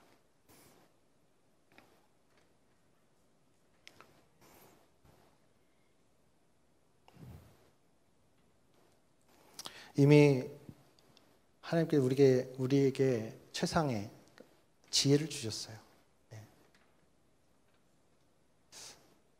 당장 눈에 보이지 않지만 우리 인생에 대해서 가장 최고의 것을 설계하시고 준비하신 분입니다. 하나님께서 우리의 아버지가 되셔서 우리 인도자가 삶의 인도자가 되신다는 것은 사실 그 사실을 믿는 거예요. 여러분에게 주어진 하나님의 선물은 무엇입니까? 그것을 여러분이 관심 갖고 발견해내는 것이 우선 중요하겠죠. 우리 아이들에게도 그런 기회가 주어져야 되는 것이 맞겠죠. 결국은 부모가 살아온 그 인생의 여정과 그 경험들이 아이들에게 영향을 미치기 마련입니다. 부모가 경험하지 못했기 때문에 아이들에게 이런 것이 있다고, 이런 것을 기회를 주는 것조차도 사실은 쉽지가 않아요. 하지만 여러분 나이가 어떠하시든가 우리 부모님 세대에도 이미 하나님께서 주신 그 은사들, 선물들에 대해서 관심 갖고 하나님께서 그것을 열어보시길 원한다고 저는 믿습니다. 여러분이 먼저 그 맛을 보고 그것에 대한 즐거움을 경험하시길 축복합니다. 그리고 우리 아이들에게 그런 기회를 주시기를 바랍니다. 아이들이 학교에 가서 학원에 가서 열심히 공부하고 그런 것도 참 중요합니다만 우리는 신앙인이잖아요. 하나님을 아버지로 고백하는 사람들이잖아요.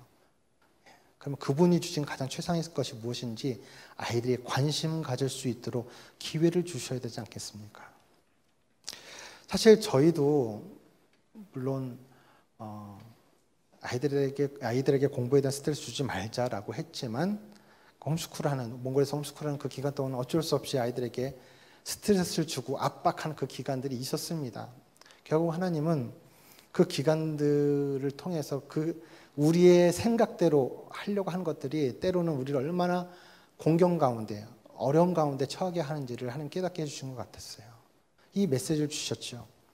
그리고 당분간 공부하지 않아도 좋다. 쉬자. 홈스쿨 쉬자. 이렇게 아이들에게 얘기를 했던 겁니다. 그때가 2010년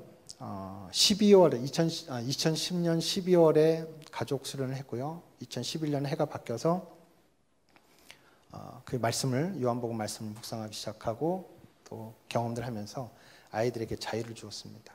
사실 가족 수련 이후로 홈스쿨을 진행하지 않았어요. 사실은 물론 시간표를 짜서 놀기는 했지만 그래서 너희들이 하고 싶은 걸 해봐. 그런 시점에서 저희가 한국에 이제 비자 문제 때문에 나가게 됐고 지난주에 들려드린 에피소드처럼 찬양이가 검정고시 볼래요 해가지고 제가 기대하지 못했던 좋은 성적으로 합격을 하게 되고 그래서 더 부담이 없어서 몽골로 돌아온 다음에 6개월 동안 앞으로 니네도 하고 싶은 거 다 해 이렇게 했던 거죠. 그래서 사실은 한 1년 정도를 아이들이 공부하지 않고 그냥 아이들이 하고 싶은 딴짓을 마음껏 할 수 있는 기회를 줬던 것 같아요. 그걸 통해서 어떤 결과가 주어질지도 사실은 전혀 기대감이 없었어요. 사실 어떤 면에서는. 근데 일단은 한 3년 정도 이 홈스쿨과 아이의 사춘기 상황 때문에 경직됐고 너무 힘들어했던 고달파했던 그런 정서들이나 가정의 환경들이 있었기 때문에 이걸 풀어주는 게 참 필요했고 또 그것에 대해서 저 자신도 자유하게 된 거죠. 하나님의 말씀을 통해서. 그래서 그 1년의 시간을 보내고 나름대로 저도 그 홈스쿨에 대해서 공부하면서 좀 더 재미있게 아이들과 홈스쿨할 계획들을 공부를 이제 세우고 공부도 하기 시작하고 준비를 했던 거죠. 그리고 해가 드디어 바뀐 겁니다. 2012년 1월이 됐고 공부 좀 해볼래? 라고 얘기를 하고 싶었으나 찬혁이가 갤럭시라는 노래를 들고 나오면서 그때부터 아이가 노래를 만든 일이 시작이 됐고 그 일이 너무 저희가 생각할 때는 이전에 조금이라도 뭔가 그런 재능들을 보였다라고 한다면 그래 드디어 네 재능이 터지는가 보다 이렇게 생각을 했을 텐데 전혀 그런 노래나 음악에 대해서 별로 관심이 없었고 기타도 거들떠보지도 않았던 아이가 노래를 만들고 가사를 만들고 글을 써오기 시작하면서 전혀 제가 알지 못했던 아이의 그런 지혜나 재능들이 드러나는 것들을 보게 되는 것이죠. 그리고 저는 그것을 보고 기록하고 증거했죠. 네, 인터넷에 올리고 친구들과 올리고 야, 우리 이런 거 해. 그때만 해도 그냥 가능성 정도로만 봤던 것 같아요. 가능성. 근데 또 그런 기회가 주어지니까 야, 이제는 공부해야 되니까 이제 그만하고라는 얘기를 하지 않고 계속 자라던 이제 막 맛보기 시작한 그 재능들 더 마음껏 그냥 아이들이 놀면서 어디까지 가나 보자. 아이들 스스로 할 수 있도록 기회를 주기 시작하면서 계속 노래가 쏟아지고 사람들에게 주목받기 시작하고 방송 요청이 오고 아이가 노래를 만든 지 1년도 되지 않아서 이제 방송 섭외가 오게 된 것이죠. 그리고 그 이듬해 봄에 우승을 하게 되고 가수의 길로 들어가게 된 거죠. 연예인으로 길을 걷게 된 겁니다.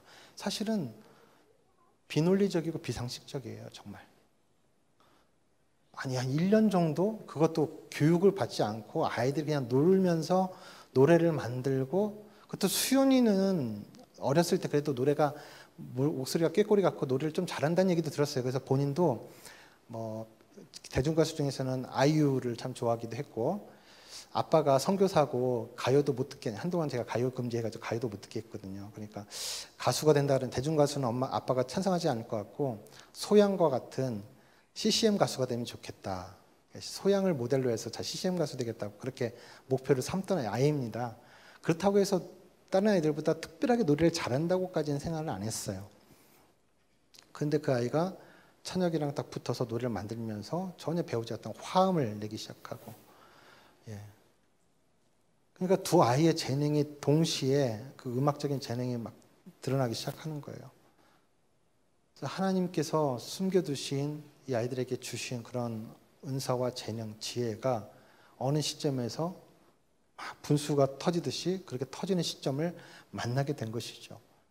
물론 저희 아이들은 좀 특별한 경우라고 생각합니다. 일반화 할 수 없는 경우라고 생각을 하지만 저에게 분명히 주어진 메시지는 뭐냐면 하나님이 이 교훈을 주셨잖아요.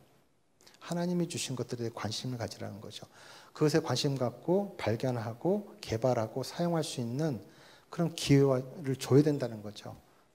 저희는 뭐 다른 대안이 없었으니까 그렇게 시간을 줬을 뿐인데 더 이상 하지 말라고 뭐 이렇게 그런 부정적인 말 하지 않고 그냥 하게 내버려뒀을 뿐인데 하나님이 아이들을 붙들고 끌고 가신 거예요. 근데 그 1년에 사실 1년 동안은 시작했으나 끝내놓지 않은 일들로 많았고요. 해가 바뀌고 아이들이 음악적인 재능이 드러나면서부터는 하나님이 끌고 가신 속도가 우리의 상상과 다르는 거예요. 우리의 생각 밖의 그 너머로 아이들을 끌고 가시는 거예요. 그래서 그때 또 한 번 두려움이 왔어요. 난 그 아이들 너무 사랑하는데 내 부모인데 아이들이 아직 어리고 보호가 필요하고 간섭이 필요한 나이인데 그 너머로 확 넘어가 버린 것 같은 느낌이 드는 거죠. 그래서 참 두려움이 있었어요. 근데 저희가 아이들이 방송을 출연을 하면서 한 달 정도면 탈락해서 집에 올 거라고 생각했는데 끝까지 갔지 않습니까? 그런 마음이 있었기 때문에 저희는 몽골로 돌아왔고 부부가 그 상황들 TV로만 지켜봐야 됐었고요. 막 마음을 졸이면서 그 시간들을 보낼 수밖에 없었죠. 아이들은 둘이서 두 남매가 그냥 아빠한테 배운 대로 아빠 엄마하고 같이 가정 예배했던 것처럼 둘도 어떻게 할 줄 모르니까 그 어른들 사이에서 정말 그 낯선 그 세계 안에서 어른들의 세계 그 방송이라고 하는 그 세계 안에서 두려우니까 엄마 아빠하고 했던 것처럼 둘이서 손잡고 기도하고 또 아침마다 묵상하고 그렇게 한 거예요. 하나님이 우리와 함께 해주실 거야. 아이들이 우승을 하고 나서 몽골로 데려와서 어떤 일이 있었니라고 물어봤을 때 아이들은 이런 얘기를 합니다. 어느 때보다도 하나님이 우리에게 가장 가까운 곳에 함께 계시는 것을 느낄 수 있었어요 라고 아이들이 얘기를 하는 거예요. 저희는 어땠을까요? 저희가 아이들하고 그냥 저희 의지와 상관없이 떨어져 있어야 되는 그 수개월 한 6, 7개월간의 그 시간을 통해서 하나님은 우리가 하나님 앞에 하나님 다시 한번 하나님께 우리 가정을 맡겨드립니다라고 위탁의 기도를 드렸는데 부모로서 아이들을 맡기는 것이 무엇인가에 대해서 부모는 저희들에게 가르쳐 주시는 시간이었어요. 근데 저희가 가까이 있었으면은 여전히 또 마음이 일어나서 막 간섭하고 뭔가 이렇게 참견하고 하려는 마음이 당연히 나왔을 거예요. 같이 가까운 데 있었다라면. 근데 멀리 있었기 때문에 할 수가 없었어요. 근데 아이들은 그 사이에서 처음으로 엄마 아빠의 품으로부터 떠나서 어린 아이들이 하나님만 의지하고 또 어렸을 때 같이 가정 예배하고 기도했던 것들을 그것들을 이제 반복하면서 아이들이 스스로 해보면서 하나님을 의지하는 법을 배웠다라고 하는 것이죠. 이것이 저희 가정에게는 정말 중요한 메시지가 되었습니다. 그리고 이것이 또 교회에 우리 그리스도인들과 함께 나눠야 될 하나님의 마음이라고 여겨졌습니다. 하나님을 경외하는 지식을 배우는 것, 아이들에게 가르치는 것이 아니라요, 부모가 함께 하나님으로부터 배우는 것이 필요합니다. 두 번째는 하나님이 주신 것들에 주신 선물들에 대해 관심을 갖고 그래서 발견하고 개발하고 또 사용할 수 있도록 돕는 과정이 교육의 내용이 되어야 한다. 그렇다고 학교 교육이 필요 없다는 것이 아닙니다. 필요해요. 중요합니다. 결국 우리가 세상에서 살아가야 되기 때문에 중요합니다. 그런데 우리가 하나님을 믿는 우리가 믿지 않는 분들과 다를 수 있는 것은요, 하나님께서 우리에게 약속해 주신 이미 하나님 나라가 우리에게 임했다라고 예수님을 통해서 주어졌잖아요. 그 하나님 나라를 누려야 되잖아요. 하나님 나라에서 일어나는 거다. 하나님 나라의 그 창고에 가득 찬 그 보화, 우리 인생에 있어서 가장 좋은 것들, 그 보화가 있다고 그것이 다 우리 건 아니에요. 각자 삶의 사람들에게 맞는 그 사람을 위해서 하나님께서 준비하시고 주시는 그 선물들이 다 달라요. 그것들이 은사라고 성경에 기록되어 있지 않습니까? 그것을 발견하고 누리시길 바랍니다. 부모님이 먼저 누리시고요, 우리 아이들이 그것을 누려야 합니다. 말씀을 맺겠는데요, 마지막 페이지를 좀 보여주십시오.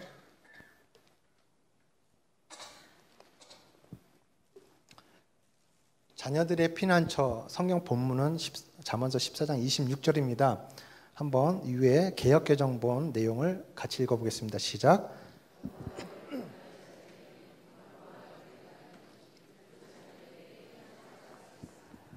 개역개정본, 우리가 흔히 사용하고 있는 개역개정본은 이렇게 쓰여 있고요. 표준 세번역에는 이렇게 조금 다르게 번역되어 있습니다. 함께 읽어주세요. 시작.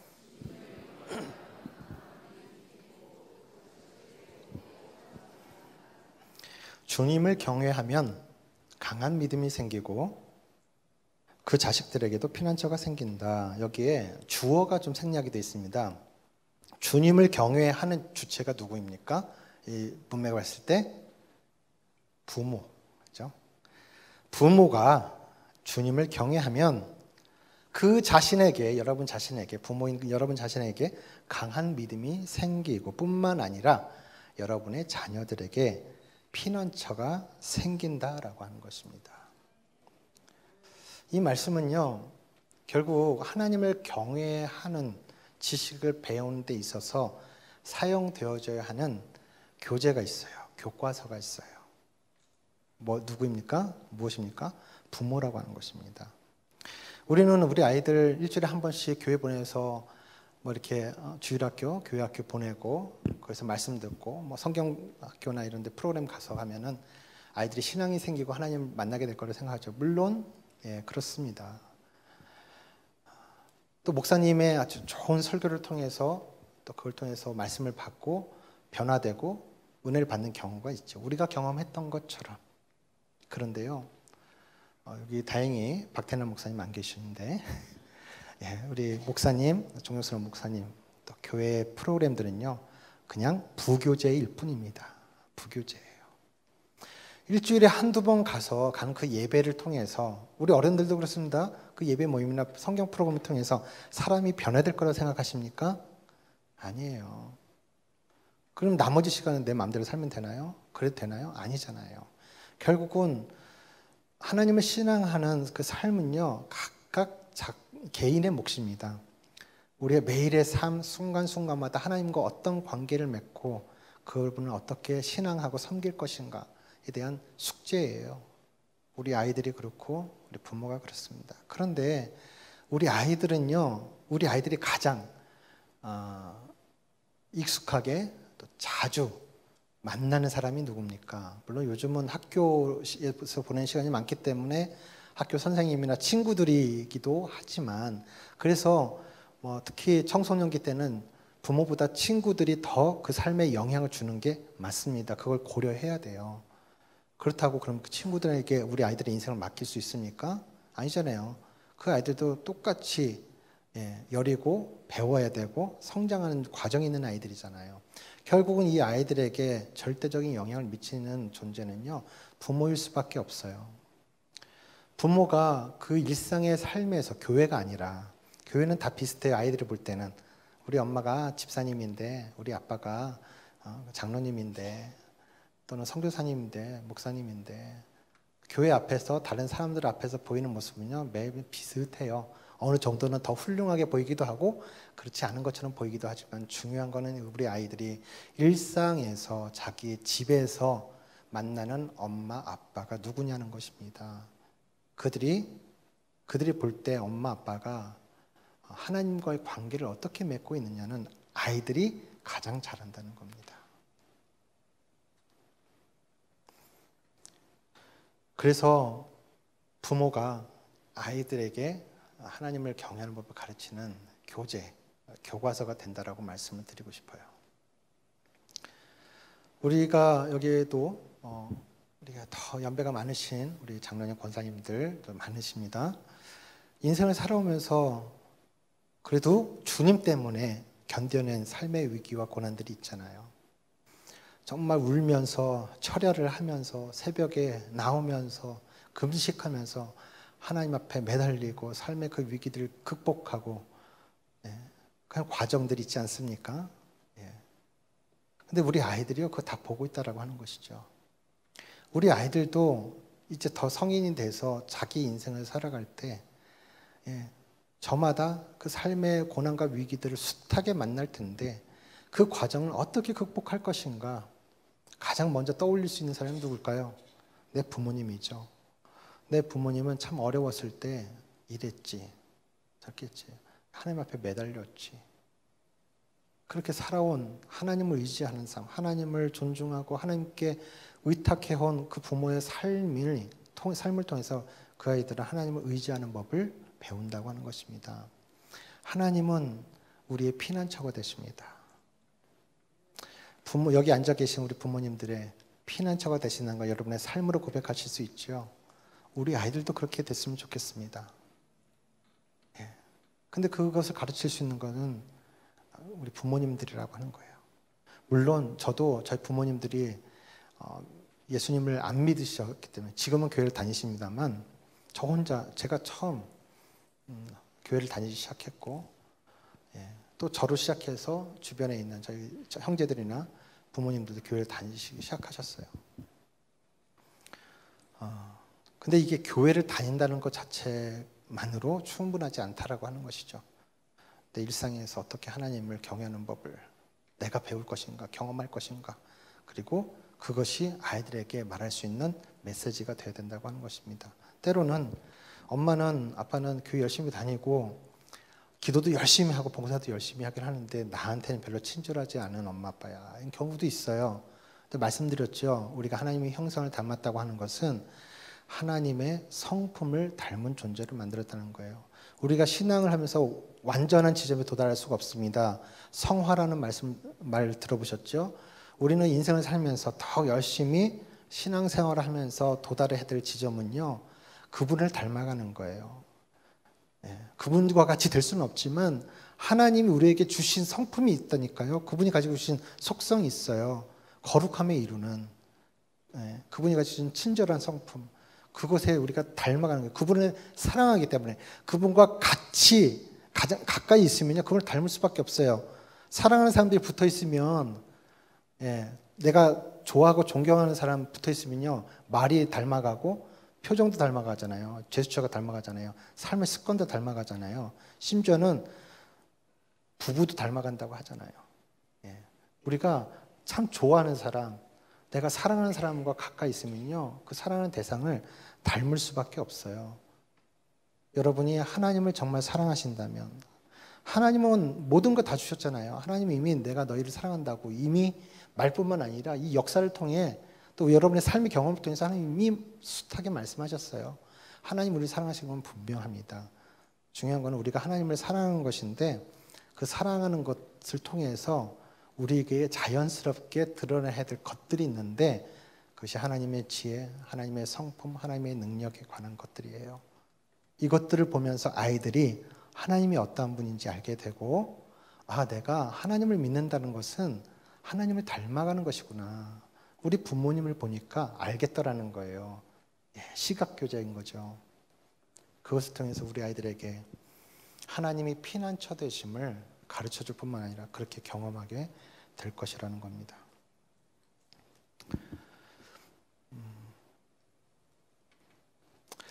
어느 날 찬혁이가 저한테 이런 얘기를 한 적이 있어요.